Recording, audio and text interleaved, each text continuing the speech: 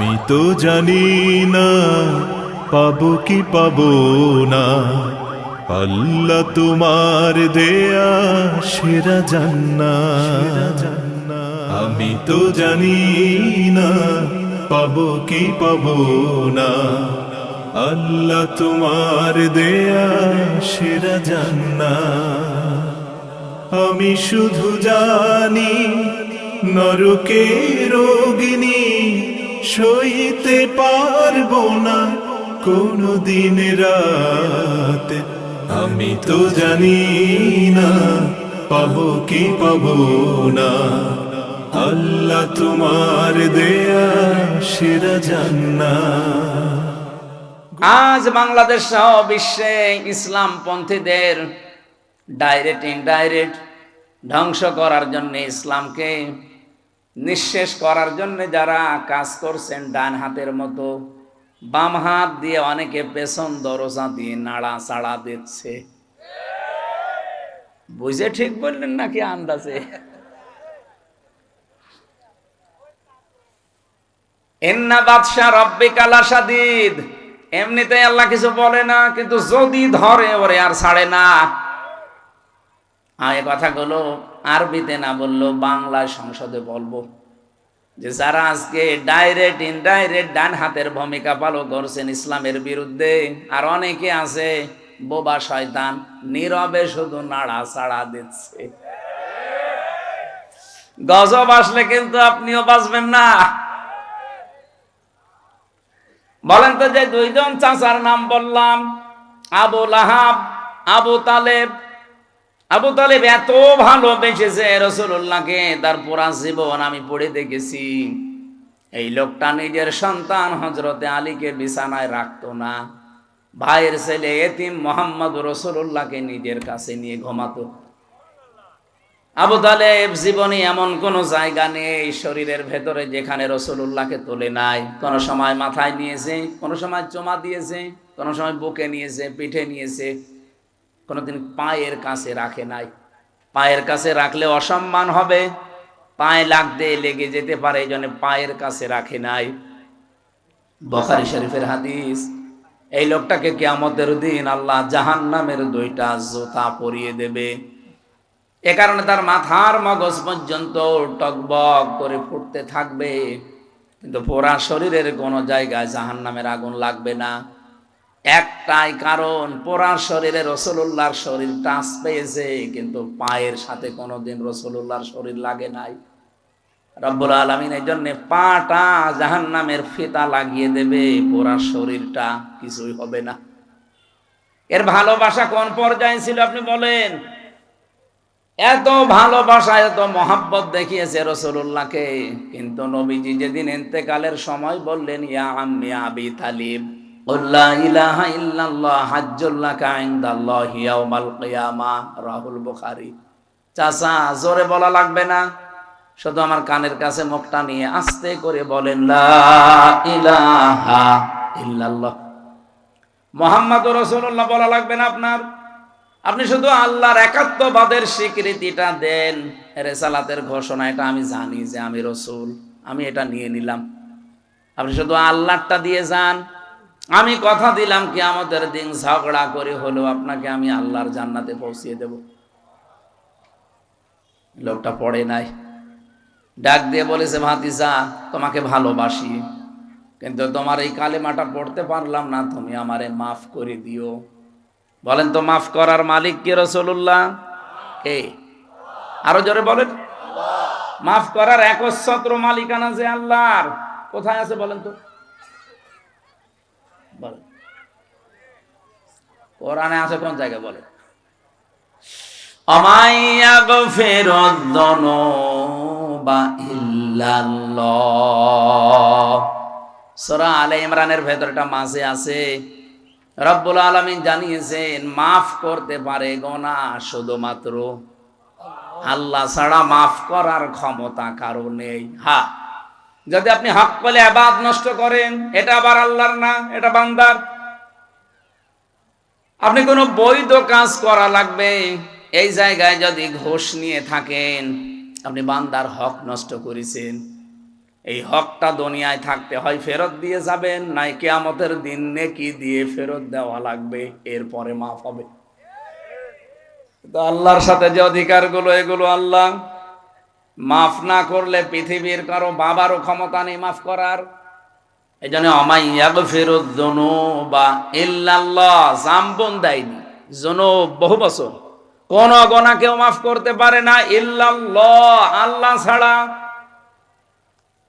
এই লোকটা যখন ডাক দিয়েছে ভাতিজা মাফ করে দিও নবীজিকে, সঙ্গে সঙ্গে কোরআনে কারিমের আয়াত নাজিল করে আল্লাহ সতর্ক বাণী দিয়েছেন, ইন্নাকা লা তাহদি মান আহবাবতা ওয়ালাকিন্নাল্লাহা ইয়াহদি মান ইয়াশা ওয়া হুয়া আ'লামু বিল মুহতাদিন। সূরা কসসের ভেতরে আছে 56 নম্বর আয়াতে, নিশ্চয় হে নবী আপনি যাকে চান তাকে হেদায়েত দিতে পারেন না, আমি আল্লাহ যাকে ইচ্ছা করি তাকে হেদায়েত দান করি, আর হেদায়েত কে পাবে এটা আপনার চাইতে আমি আল্লাহ ভালো জানি। এই জন্য আ'লামু দেওয়া আছে। এরপরেও নবীজির মন মানছিল না, কারণ এত কষ্ট পৃথিবীতে রাসূলুল্লাহর পেছনে কেউ করে নাই। সেই জন্ম থেকে শুরু করে একেবারে প্রাপ্তবয়স্ক পর্যন্ত রাসূলুল্লাহ তার পেছনে এত, এই লোকটা রাসূলুল্লাহর পেছনে এত সময় দিয়েছে, শ্রম দিয়েছে, বাড়িতে রেখে খাবার খাওয়িয়েছে, লালন পালন করা যারে বলে। বিশ্বনবী মুহাম্মদ রাসূলুল্লাহর মন মানে না, এজন্য তিনি আবু তালেবের কবরের পাশে গিয়ে দোয়া করেছিলেন, মাপ চেয়েছিলেন আল্লাহর কাছে, রব্বুল আলামিন তুমি আমার চাচা আবু তালিবকে মাফ করে দাও। সঙ্গে সঙ্গে জিবরাইল এসে বললেন, হে নবী হাত নামান। কার জন্য হাত তুলেছেন? মা কানা লিন-নাবিয়্যি ওয়াল্লাযীনা আমানু আন ইস্তাগফিরু লিল মুশরিকিন ইলা আখির আয়াত। সূরা তাওবার 113 নম্বর আয়াতের প্রথম অংশে আছে, কোন নবীর জন্য, কোন ইমানদারের জন্য জায়েজ না, শোভনীয় না, উচিত না যে কোন মুশরিক মারা গেলে তার জন্য ক্ষমা চাবে। ওয়ালাউ কানু উলি কুরবা, যদি ওইটা নিজের নিকট আত্মীয় হয়। বাংলার মুসলমানের এটা রেকর্ড হচ্ছে, আপনি কার দোয়া আল্লাহ ফেরত দিচ্ছে টের পাচ্ছেন? জীবনে যেই নবী হাত তুলেছে আল্লাহ ফেরত দিয়েছে এমন রেকর্ড নেই, শুধু একটা জায়গায় বিশ্ব নবী হাত তুলেছে আল্লাহ ফেরত দিয়েছে, আমি তার পুরা জীবনী পেড়ে একটা জায়গায় পেয়েছি। মনের ভেতরে যার কামনা আসলেই কবুল হয়ে যেত, মনের ভেতরে কামনা আসলে যার কবুল হয়েছে, তো সেই নবী হাত তুলে বসে আছে, আল্লাহ হাত ফেরত দিচ্ছে যে চাচা মুশরিক এই কারণে। অথচ বাংলাদেশে আমরা দেখি অনেক মুশরিক একেবারে টাটকা মরে যায়, আর আমরা দোয়া করে জান্নাতে দিয়ে আসি, মনে হয় যে আমরা কন্ট্রাক্টারই নিয়েছি। জান্নাত তো আমাদের বাবার, নাকি আমাদের বাবার? এ ধোকার ভেতরে আছেন আপনারা, আর আমরাও ধোকা দিচ্ছি।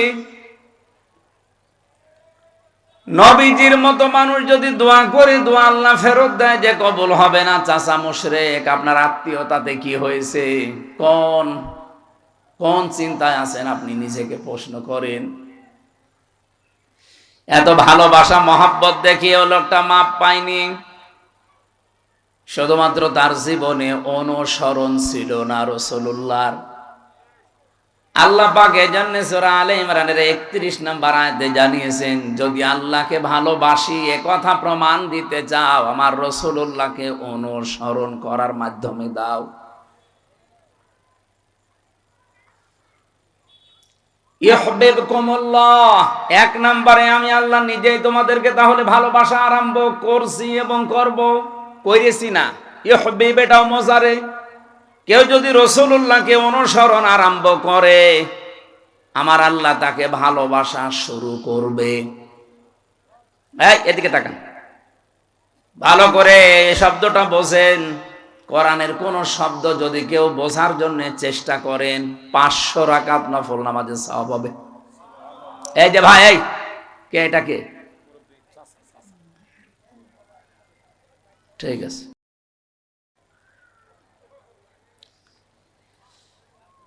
আল্লাহ পাক বলেন, আমি যদি কাউকে ভালোবাসা আরম্ভ করি, কয়েকটা পুরস্কার তাকে দেই। ওয়াগফির লাকুম যুনুবাকুম আল্লাহু গফুরুর রহিম। এক নম্বরে আমি আল্লাহ নিজে তাকে মাফ করে দিচ্ছি এবং দেব। গোনা কয়টা মাফ করব? আল্লাহ জামবন দিতে পারতেন, জামবানে দিতে পারতেন, দিয়েছেন জুনুব। একটা গোনাও তার বাকি থাকবে না। আর যখন থেকে রাসূলুল্লাহর অনুসরণ আরম্ভ করবে, ওই দিন থেকে ওর জীবনের সব অপরাধ আমি আল্লাহ মাফ করে দেব। না মাফ করে দিয়েছি, দেব। নওগাঁ বগুড়াবাসী এবার বলেন তো, কেউ যদি রাসূলুল্লাহকে অনুসরণ আরম্ভ না করে, আল্লাহ তাকে মাফ করবে, ভালোবাসা আরম্ভ করবে? বলেন বলেন। এই আয়াতটার ব্যাখ্যা পড়ে আমি যতটুকু বুঝলাম, এই পৃথিবীতে কেউ যদি রাসূলুল্লাহর অনুসরণ আরম্ভ না করে, ও যদি আকাশ দিয়ে উড়িয়েও যায়, আল্লাহ ওকে এখনো ভালোবাসা আরম্ভ করেনি। এখন আমার প্রশ্ন এই যে অনুসরণটা, এটা কি আংশিক না পূর্ণাঙ্গ? বলেন বলেন। বাংলাদেশে বহু মানুষ আমরা রাসূলুল্লাহ অনুসরণ করি ভালোবাসার মাধ্যমে, কিন্তু আংশিক।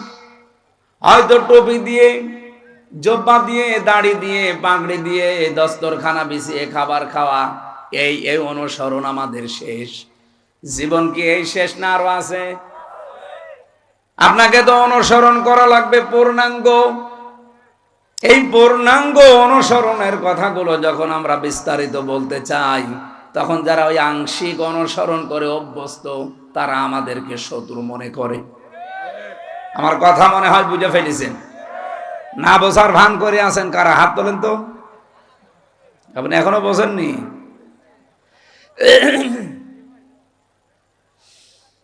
বগুড়াবাসী, এখান থেকে আজকে সিদ্ধান্ত নিয়ে যাবেন, জীবন আর কয়দিন আছি, আমি রাসূলুল্লাহর অনুসরণ আর আংশিক করতে চাই না। যত ঝড় ঝাপটা আসুক না কেন, অনুসরণ আমি করতে চাই পূর্ণাঙ্গ। কথা বলেন না কেন? আর রাসূলুল্লাহকে অনুসরণ করতে হলে কোরআনে কারীমকে ইত্তেবা, অনুসরণ যেটা, ফায়াত্তাবিউনা আহসানা, এর ভেতরে যে উত্তম কথাগুলো আছে, সেগুলো অনুসরণের মাধ্যমে প্রমাণ দেওয়া লাগবে। আল্লাহ পাক এই কথা বলে শেষ করেননি, আয়াতটা শেষ করলেন, উলাইকাল্লাযীনা হাদাহুমুল্লাহ, এই মানুষগুলোকে আমি আল্লাহ হেদায়েত দিচ্ছি এবং দেব। এখানে ফাইল বা কর্তা সরাসরি আল্লাহ নিজে। রব্বুল আলামিন বলেন, আমি নিজে তাদেরকে হেদায়েত দেব। তাহলে আল্লাহর হেদায়েত পাওয়ার একটা শর্ত এখানে পেলাম। কোরআনে এখান থেকে আজকে যা শুনবেন, এটা আজকে থেকে জীবনে অনুসরণ করার সিদ্ধান্ত নিয়ে বাড়ি যাওয়া লাগবে ইনশাআল্লাহ। উলাইকা হুম উলুল আলবাব। তাহলে আল্লাহর দৃষ্টিতে আপনি বুদ্ধিমান, জ্ঞান সম্পন্ন, বুদ্ধিমান বলে বিবেচিত হবেন। আল্লাহ আমাকে সহ প্রত্যেককে আজকের তেলাওয়াতকৃত আয়াত থেকে মূল শিক্ষাগুলো নিয়ে বাড়ি যাওয়ার তৌফিক দেন, বলেন আমিন। দরুদ আর সালাম আমাদের নবী মুহাম্মদ রাসূলুল্লাহ সাল্লাল্লাহু আলাইহি ওয়াসাল্লামের প্রতি। আমি তেলাওয়াত করেছি আপনাদের অনেকের পরিচিত সূরা লোকমানের 12 নম্বর আয়াত। 34টা আয়াত আছে, 4টা রুকু আছে, মক্কায় নাজিল হয়েছে। একটা মাত্র আয়াতের উপরে আমাদের আজকের কথা হবে ইনশাআল্লাহ। এই পৃথিবীতে যত জ্ঞানী বান্দাদের নাম আমরা শুনেছি, তাদের ভেতরে অন্যতম একজন মানুষ লোকমান। আমি তার জীবনী পড়তে গিয়ে পেয়েছিলাম, ইবনে কাসির বর্ণনা দিচ্ছে, এই পৃথিবীতে 3 জন কালো মানুষের নাম পাওয়া যায়। একজন হযরতে ওমরের খাদেম ছিলেন, মাহজা। 2 নম্বরে হযরতে বেলাল রাদিয়াল্লাহু তাআলা আনহু। 3 নম্বরে লোকমান আলাইহিস সালাম। চেহারা এত কালো, আমরা তো বুঝবো কালো বললে কি কাক অথবা হাড়ির তলা, অথবা এই যে মাইক্রো, এ তো কি কালো, এর চাইতে হযরতে লোকমান আলাইহিস সালাম আরো কালো ছিলেন। তার ঠোঁট গুলো ছিল ঝুলে যাওয়া, মাথার চুল গুলো ছিল উস্কো খুস্কো, চেহারা ছিল একেবারে বেটে, মানে একেবারে শর্ট। বলেন তো চেহারার যে বর্ণনা এতক্ষণ বললাম, ওনাকে যদি এখন সামনে আনি বারবার দেখতে মনে চাবে। অথচ এই মানুষটার মর্যাদা আল্লাহর কাছে এত বেশি, রব্বুল আলামিন কোরআনে কারীমের 34টা আয়াত সম্বলিত একটা সূরা তার নামে নাজিল করে তাকে চিরন্তন করে দিয়েছেন। তাকে চিরন্তন করেছিলেন কোন কোন কারণে? যে সমস্ত কারণগুলো আছে কোরআনের 34টা আয়াতের ভেতরে, অন্যতম হচ্ছে তিনি তার সন্তানকে, সবাইকে না, তিনি তার সন্তানকে ওসিয়ত করেছিলেন আল্লাহ রাব্বুল আলামিনের সম্পর্কে। ওসিয়ত আর নসিহত কিন্তু এক না। ওসিয়ত শব্দটার বাংলা অর্থ হয় জোরালো ভাবে তাকিদ দিয়ে বলাকে।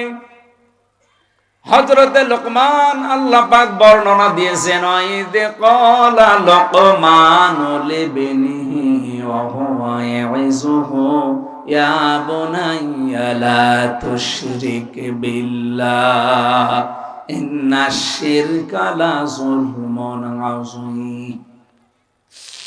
স্মরণ করো ওই সময়ের কথা যখন হযরতে লোকমান তার সন্তানকে ডাক দিয়ে বলেছিলেন, হে আমার কলিজার টুকরা সন্তান, লা তুশরিক বিল্লাহ, আল্লাহর সাথে শিরিক করা যাবে না।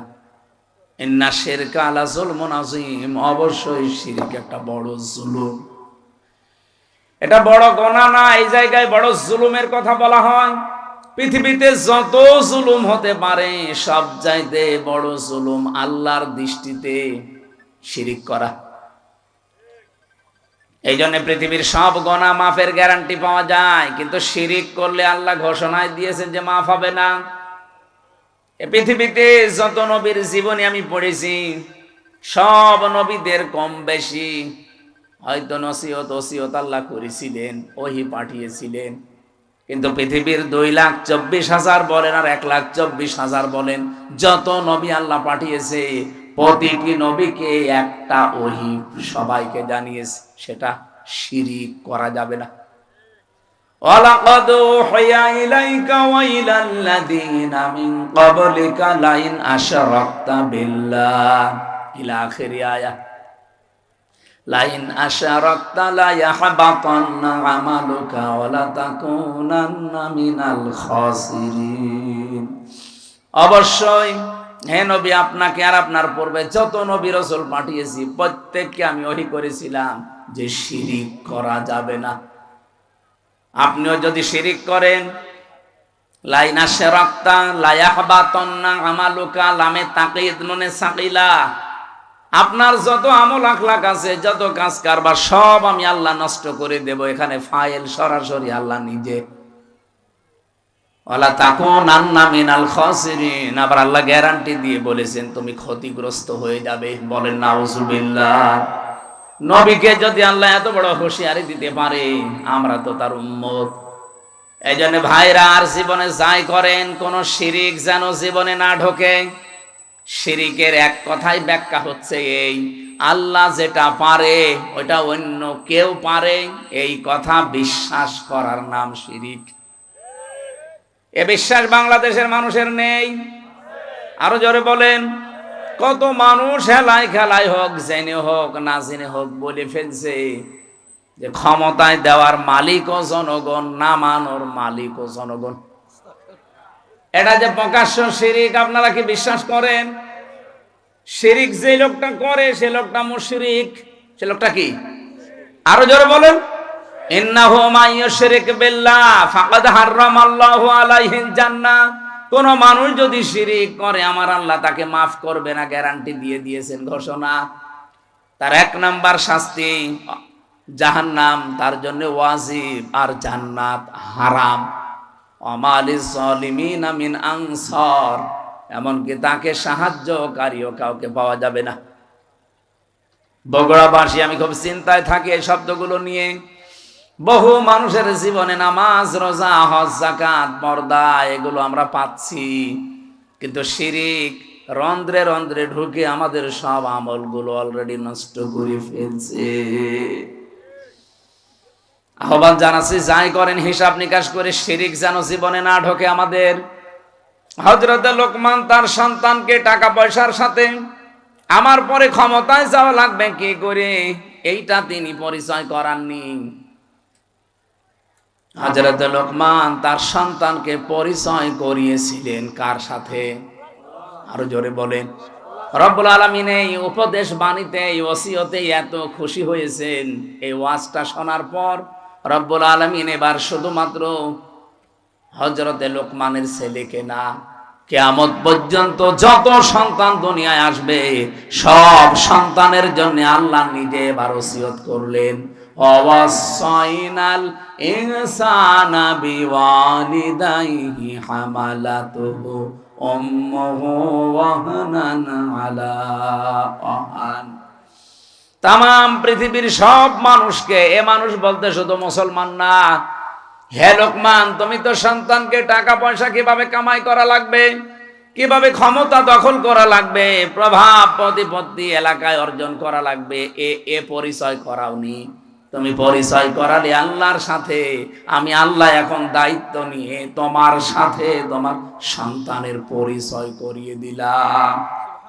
শুধুমাত্র তোমাকে না, অবশ্যইনাল ইনসান আছে। ইনসান মানে শুধু মুসলমান না, ইনসান মানে মানুষ। বলেন তো হিন্দু কি মানুষ না? আরো জোরে বলুন।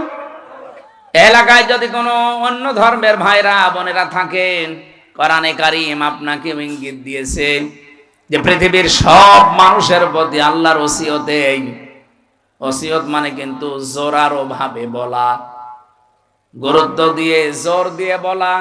আমি আল্লাহ জোর দিয়ে তাম পৃথিবীর সব মানুষকে বললাম, পিতা মাতা যাদের আছে তাদের সাথে ভালো ব্যবহার করা লাগবে। এ ঘোষণা কার? আরো জোরে বলেন।